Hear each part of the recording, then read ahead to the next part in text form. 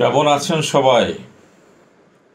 সব সময় বলুন, আছি ভালো, আছি বর্তমানে, আছি সত্যে, আছি স্রষ্টার সাথে। তাহলে দেখবেন একদিন আপনি সত্যি ভালো হয়ে গেছে। বর্তমানে বাংলাদেশে একটি নতুন অবস্থা বিরাজ করছে। নতুন অবস্থা অর্থাৎ রাজনৈতিক অবস্থা। বাংলাদেশে একটি রাজনৈতিক পট পরিবর্তন হয়েছে। অন্তর্বর্তীকালীন সরকার ক্ষমতা নিয়েছে। প্রধান উপদেষ্টা নোবেল বিজয়ী ডক্টর মোহাম্মদ ইউনূস এবং তার উপদেষ্টা পরিষদ। বর্তমান সময়ে সারা বিশ্ব চলছে এক দেশের উপরে আরেক দেশ নির্ভরশীল হয়ে। প্রযুক্তি, যোগাযোগ, অর্থ, বাণিজ্য সবকিছুই এক দেশের সাথে আরেক দেশের সম্পর্কের উপরে ভিত্তি করে পরিচালিত হচ্ছে। বাংলাদেশ পরিচালিত হচ্ছে মূলত এই মুহূর্তে ভারত এবং চীনের সাথে। অর্থাৎ আজ থেকে কয়েকদিন আগে যে সরকার ছিল, অর্থাৎ আওয়ামী লীগ সরকার, এই সরকার দুই নৌকায় পা দিয়ে আন্তর্জাতিক সম্পর্ক চালিয়ে যাচ্ছিল। একদিকে ভারত, আরেকদিকে চীন। নতুন মধ্যবর্তী সরকার আসার পরে ভারতের সাথে বাংলাদেশের সম্পর্ক কেমন হবে এবং চীনের সাথে বাংলাদেশের সম্পর্ক কেমন হবে সেটা নির্ভর করছে। চীন এই মুহূর্তে একেবারে কথা বলা থেকে চুপচাপ আছে। অবস্থা দৃষ্টে মনে হচ্ছে চীন কোনো প্রকার মন্তব্য করছে না, সেটা ঠিক আছে, বিষয়টার দিকে তেমন গুরুত্বও দিচ্ছে না। ভাবটা অনেকটা সেই রকম। আর ভারতের দিকে খেয়াল করলে দেখা যাচ্ছে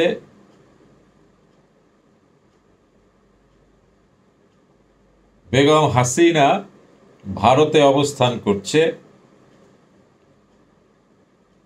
পাশাপাশি ভারত সরকার বাংলাদেশকে নিয়ে খুবই উদ্বিগ্ন।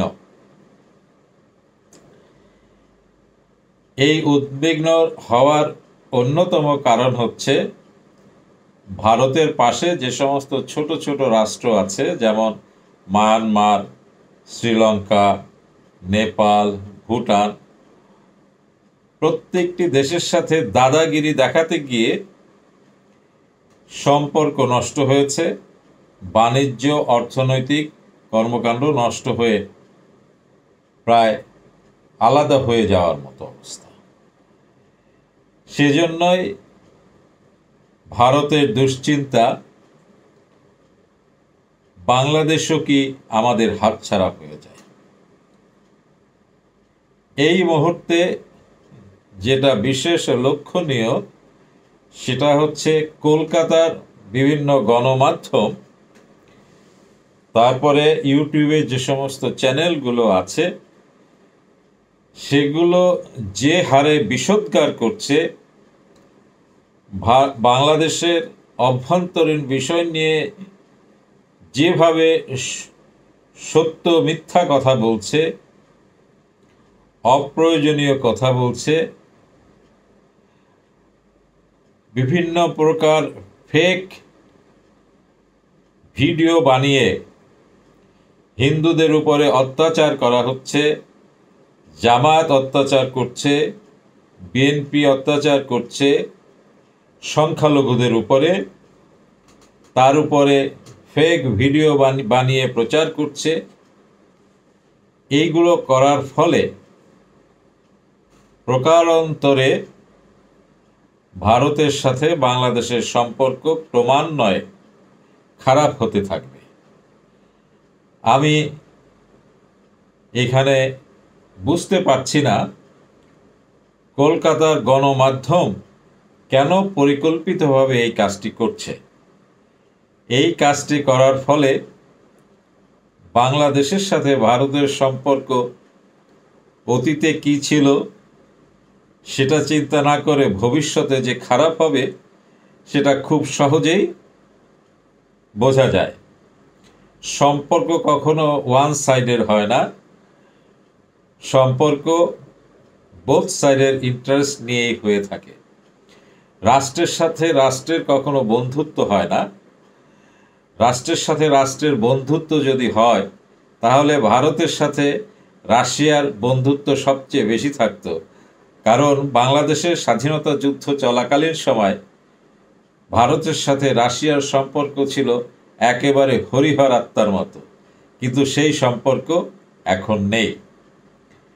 সেজন্য এক দেশের সাথে আরেক দেশের সম্পর্ক বন্ধুত্বের হয় না, সম্পর্ক তৈরি হয় মিউচুয়াল ইন্টারেস্টের উপরে ভিত্তি করে। এটাই হচ্ছে বাস্তব সত্য কথা।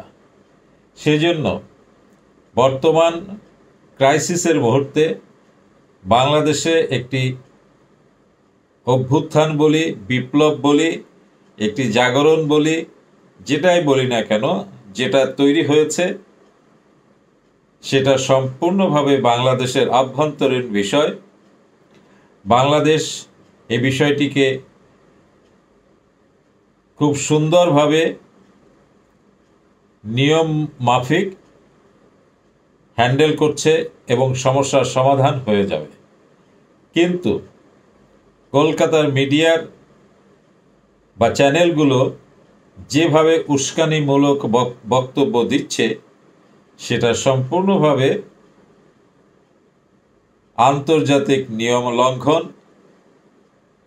যার ফলশ্রুতিতে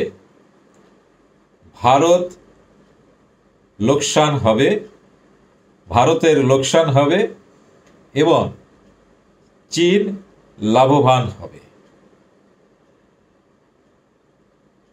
ভারত ক্ষতিগ্রস্ত হবে, চীন উপকৃত হবে। এটা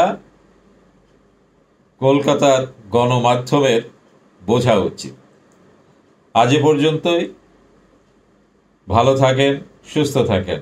সব সময় বলুন, আছি ভালো, আছি বর্তমানে, আছি সত্যে, আছি স্রষ্টার সাথে। আজ এ পর্যন্তই।